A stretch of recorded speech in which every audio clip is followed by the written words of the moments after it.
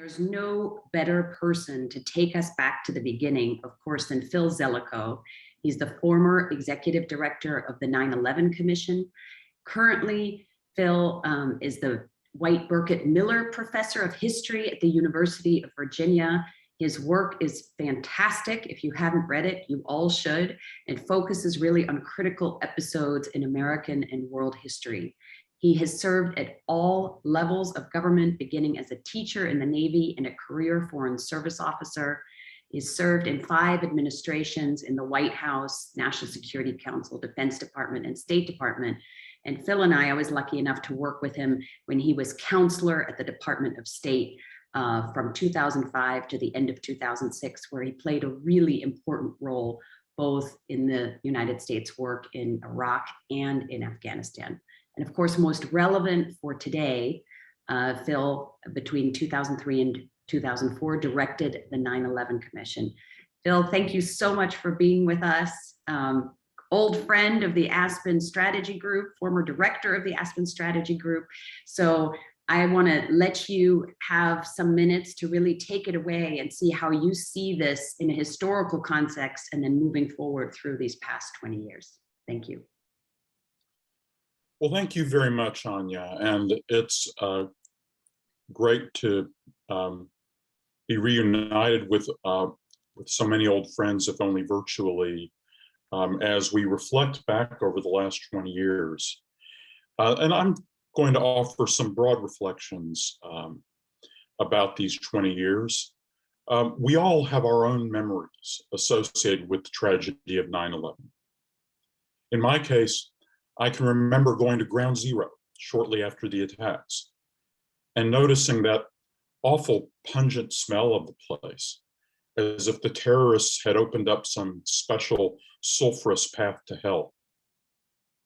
Later, directing the commission investigating what happened, I have vivid memories of tramping through the Tarnak Farms camp in Afghanistan, where Osama bin Laden had once had a headquarters. Or there we were in Washington, D.C., in an office, leaning toward a loudspeaker to listen one more time to the cockpit voice recording recovered from United Flight 93, matching that up with our reconstruction of the behavior of the aircraft, painstakingly trying to reconstruct moments of agony and astonishing courage. We all have a need to construct meaning from occasions like these. In the rare cases when a historical event, especially a traumatic event, stirs emotions on a massive scale, touching many millions of people, it enters popular culture. Great numbers of people soon form beliefs about what happened and why. People usually try to make sense of events in ways that fit their prior understanding of how the world works. But sometimes a catalytic event opens their mind to new possibilities. In this case, the scale of danger that might be posed by an organization of zealots based on the other side of the planet in one of the most primitive countries on Earth. At its core, though, the 9/11 operation was an effort to deform the actual nature of the struggle going on within the Muslim world. I want to stress this point. There was an image in the early 1990s fostered by a Harvard political scientist named Samuel Huntington that there was a coming clash of civilizations. And some people in the early 2000s thought the 9/11 attacks fit into that model of a clash between Islamic civilization and the West. Wrong. That was bin Laden's view of the world. That was Sayyid Qutb's view of the world. In fact, what was going on was a clash within civilizations. It was a clash inside the Muslim world, the latest phase of which had been going on since 1979, as Lawrence Wright discussed this morning. These extremists, based in Afghanistan, were actually relatively powerless within their world. They sought to elevate themselves by waging war against the United States, launching an attack that Americans could not ignore.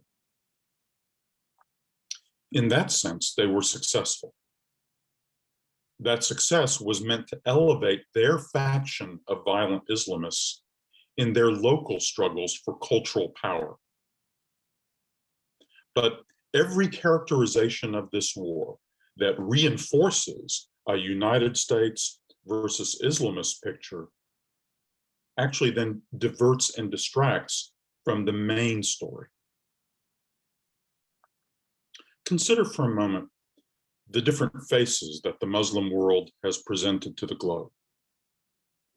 During the 1990s and culminating on 9/11, some Islamist extremists preferred to place the root of their troubles elsewhere, in America or Europe. This agenda was sometimes attractive to clusters of alienated expatriates living overseas and others whose restless energy is displaced onto a distant enemy abstraction. Khalid Sheikh Mohammed, for instance, was truly a man without a country. On 9/11, the world was introduced to one face of this struggle, a set of fanatical mass killers. That image lingers. But flash forward 10 years later to September 2011. At that point, September 2011, for 6 months, the world had been watching as Syrians protested against their tyranny. These unarmed men and women gathering in Syria's streets faced every horror that a clever, malignant regime and its creatures could devise. They suffered the deaths and terrifying disappearances of family members and friends, a toll that then already numbered in the thousands. Then, against all odds, they turned out to protest again the next Friday and the next. For this American, raised to black and white television images of civil rights protesters facing their oppressors, the smuggled fragmentary images of what the Syrian protesters endured week after week, month after month, presented as astonishing and heroic a display of raw, sustained civic courage as I have ever seen anywhere in the world. This image should linger too. Flash forward again, 10 years after that, to now, September 2021. Amid the recent chaos in Afghanistan, take a global view of the continuing civil conflicts racking the whole Muslim world, from Niger to Indonesia, because that invites a broader historical perspective. My lifetime has coincided with a generational struggle inside the Muslim world about how to cope with modernity and globalization. The contemporary and most violent phase of this struggle began in 1979 with revolts and revolutions in Iran, Afghanistan, and Saudi Arabia. These immediately ignited major wars and defined often violent contests for leadership inside the Muslim world. Over the past 42 years, these struggles have flamed or merely smoldered. They never ended. As a historian, I'm reminded of the struggles, internal and transnational, that racked the Christian world for more than 100 years across the 16th and 17th centuries, or the long 19th and 20th century struggles about how to organize modern industrial societies. It took a long time for those struggles to subside. The Muslim world has not yet found the ingredients of civilizational peace. The United States was always secondary to this primary struggle inside the Muslim world. The main participants sought out America as villain or as ally. For a time, reacting understandably to the 9/11 attacks, but then adding the catastrophically misjudged invasion and occupation of Iraq, the United States seemed to place itself at the center of the struggle. But now, in September 2021, as the United States has receded from such a central place in the Muslim struggles, there are fresh opportunities to reassess whether, where, and how the United States and other outsiders can play some constructive role in helping the Muslim world find that civilizational peace. A terrible crisis is also an occasion for discovering more about ourselves, about the worst and the best that it brings out in our society.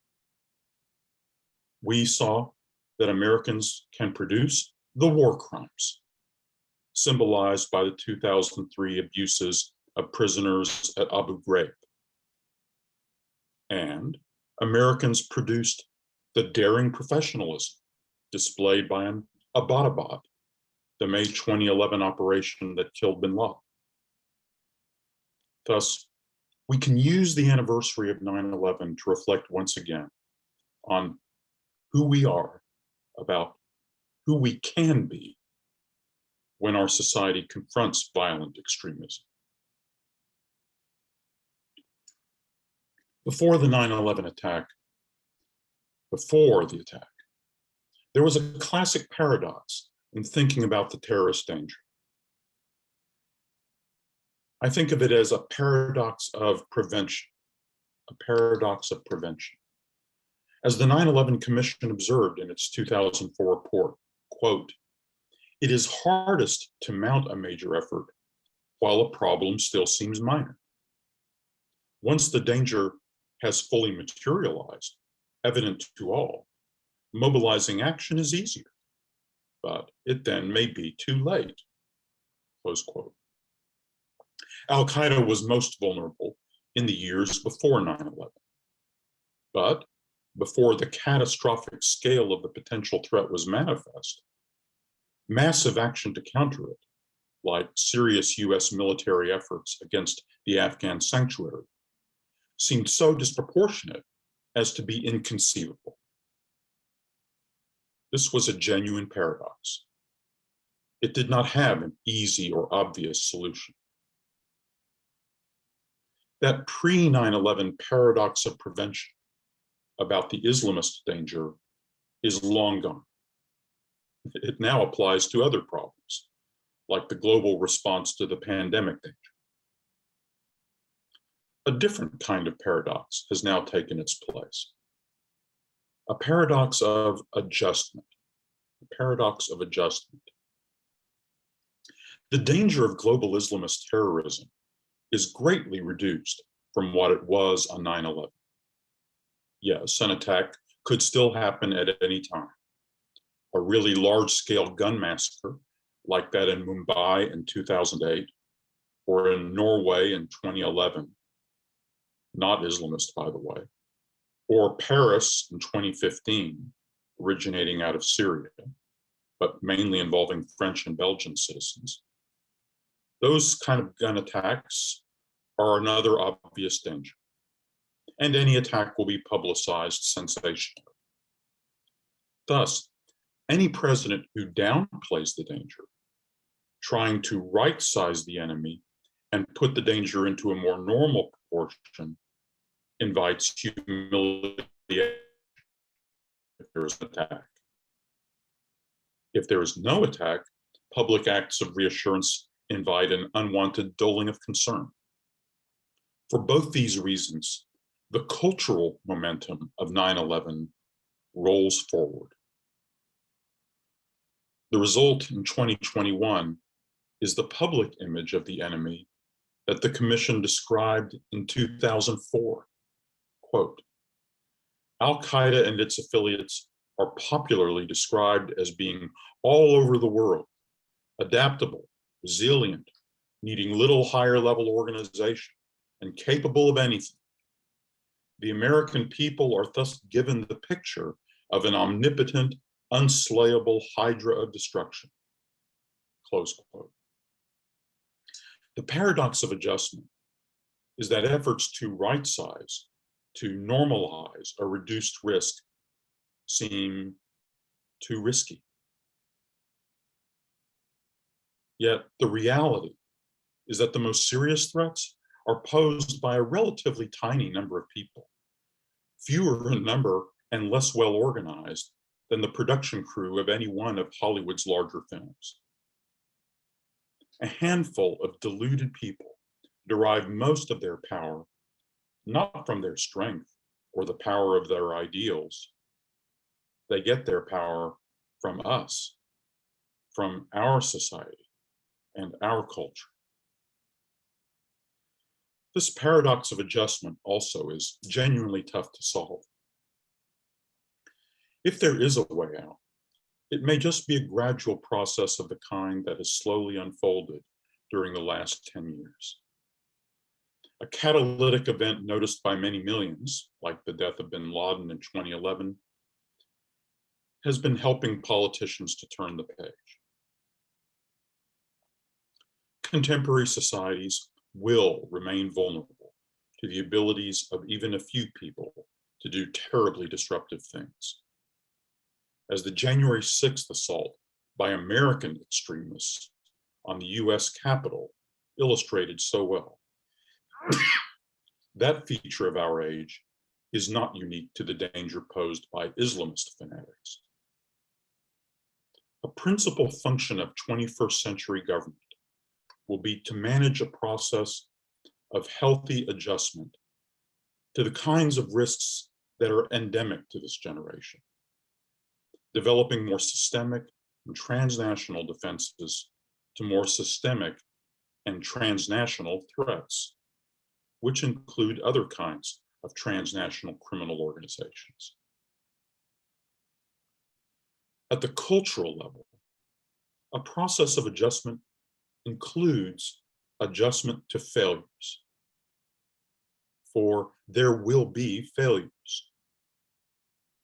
The supreme measure of a mature professional institution or government is how it handles failure, its capacity for honest self-examination and thoughtful accountability. This is one reason why my commission colleagues and I took a very hard view of the poor quality of work exhibited by parts of the US government in its initial reconstructions of what happened on the morning of the 9/11 attacks. This dimension of institutional integrity is, in the long run, vital to the country's well-being. In air travel, for example, where societies have adjusted to constant risks of catastrophic failures, maybe the greatest virtues of America's National Transportation Safety Board are cultural and political, aside from the particular talents of its employees. The board represents a habit of thought and earned trust. Something goes horribly wrong. Many people lose their lives. A respected institution will examine what happened professionally, rigorously. It will explain to the community what it learned. The community will further reduce the risks. And millions of people will board airplanes each day. They go on with their lives. Thanks, Anya.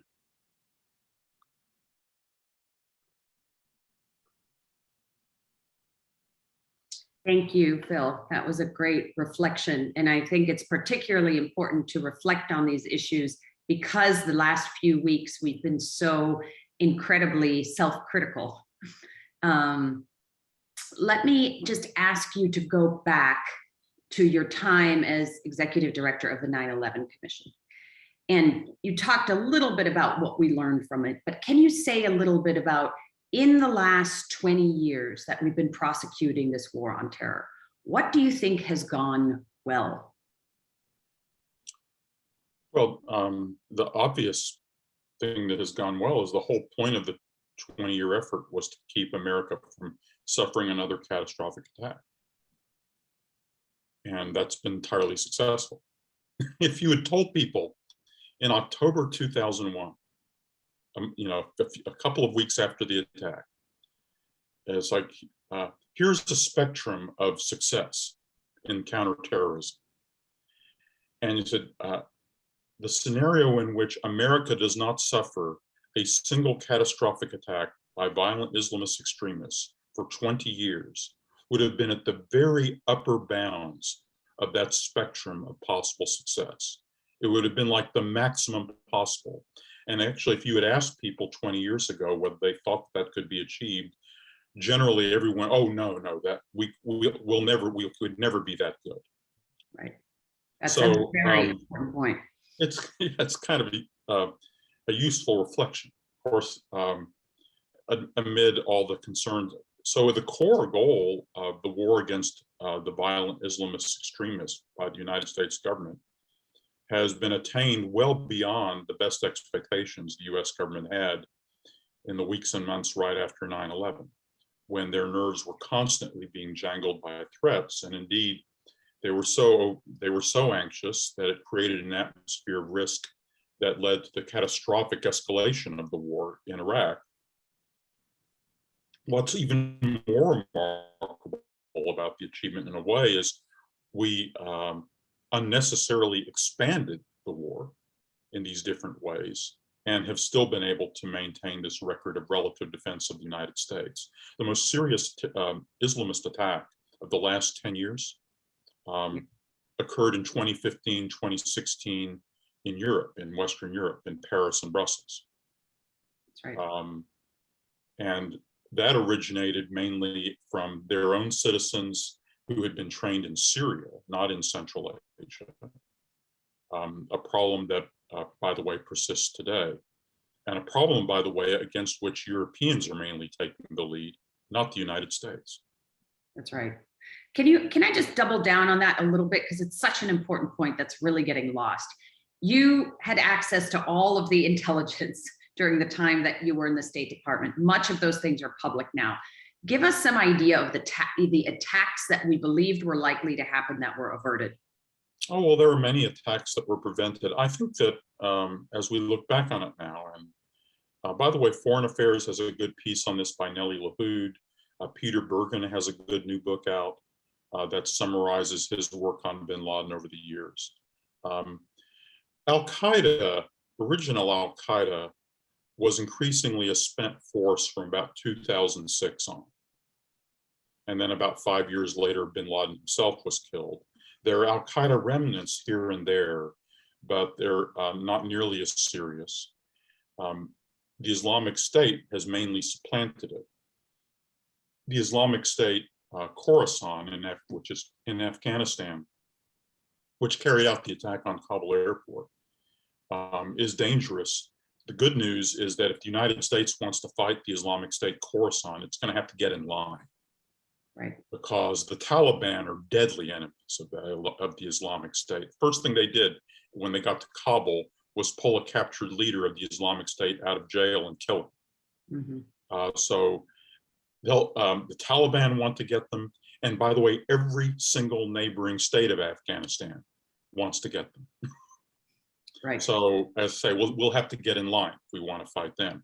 There are some serious threats that are perhaps where the United States can be more effective, perhaps in places like in parts of Africa, northern Iraq and Syria, the Arabian Peninsula. So I think we can lose the focus a little bit, but I think in general, the kinds of threats that we were seeing when I was at the State Department in 05, 06, are now where people were trying to blow up airliners in novel ways or launch other mass attacks. by the way, mainly these were operations that were not being plotted out of Afghanistan or even Pakistan anymore. And that's that their capabilities there have now greatly eroded. So there's still a concern out there, as I was explaining in my remarks, but I think the hard part now is to adjust to kind of an endemic risk. Right. Absolutely. Let me ask one question that came from an audience member, Paul Shinkman, and he asks, how do you conceive of the vast human toll as a result of the 9/11 attacks and the subsequent wars? And what lasting effect do you think that will have? Well, there's I'm not sure what Mr. Chafin is referring to, if he means the toll in the Muslim world. The Muslims were, what I was trying to stress is that the Muslim world has been convulsed in conflict for reasons that do not originate in the United States and that have go back now in this phase for more than 40 years. Those wars did not continue. Then you can make an argument, did America aggravate those wars? There was already a war going on in Afghanistan before we came there. Afghanistan was not at peace when the United States came to Afghanistan in late 2001. It was still in the midst of the latest phase of civil war. It's not clear that the United States made those casualties or that war a whole lot worse. I think the answer is probably somewhat. And then you can have an argument as to whether the human development gains in Afghanistan that several speakers have already recounted this morning outweigh or offset the additional damage the United States and coalition partners did in aggravating the wars in Afghanistan. Iraq, I think, is a much harder judgment against the United States in its judgment. As you know very well, Anya, I was pulled into work on Iraq in 2005 when the situation was already very, very bad. Right. I had not been involved at all in all the earlier decisions. I got pulled into it, basically when we were already in an 8-foot deep hole, and asked to try to see if I could help find a path out of the hole, which during my tenure we were only beginning to do. Yeah. But it's I think the United States made things worse, but in that respect. But Iraq was already Iraq was not a happy country when we came there. Right. Absolutely. Let me just follow up with one final question, because you were such a key intellectual author of the surge in Iraq in 2006. Can you explain the reasoning behind that and why you thought that was the right approach? And with hindsight 2020, do you still think it is? Yeah, no, and you had a speaker earlier today, Ryan Crocker, who really stressed that the wars in Iraq and the war in Afghanistan were really different. And the results, by the way, in Iraq and Afghanistan are really different. Afghanistan actually is more analogous to the Vietnam War in various ways, with Pakistan sort of playing a bit of the North Vietnam role and all of that. In the Iraq case, however, Iraq actually could potentially be brought to some sort of peaceful equilibrium, a more stable equilibrium. That was not a hopeless task. And since the United States had, in my view, unnecessarily and mistakenly assumed a burden of being central in Iraq's future, it then had a duty to try to help Iraq find a better future. And the goal then was to at least stabilize the situation enough in Iraq where the Iraqi government could have a chance of combating the extremists in its midst. Sunni extremists, the Al-Qaeda in Iraq, but also Shia extremists being supported by Iran. And I think that what's remarkable is that Iraq actually was able to achieve a degree, and to this day has still achieved a degree of success in trying to reconstruct a nation state out of those incredibly difficult circumstances. And at the moment, I think the United States has been playing a more well-judged and constructive role in that. Thank you. Philip, thank you so much for being with us, for all of your work on behalf of the country, for all of your careful analysis of US foreign policy, and for helping us see kind of the, if I can say this, a little bit the optimistic side of what we did achieve rather than the self-criticism that we're exercising right now. Thank you for being with us. You're welcome, Anya. Thank you for hosting me.